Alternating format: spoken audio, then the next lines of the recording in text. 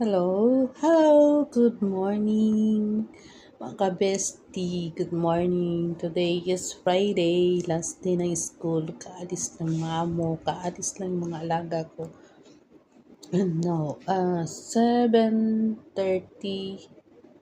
na, 7:30 na siya. Kain muna ako bago ako magtrabaho. Ano guys, ito, kain ako ng cake, tapos may kape. Kape kayo dyan. Ayan, kape. Ayan, kain tayo. Good morning. Ito guys.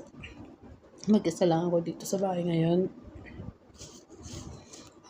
Hanggang alas 3. Ay. Anong breakfast nyo dyan guys? Kain tayo. Ayan. Ito kape. Ha. Init. Siyempre.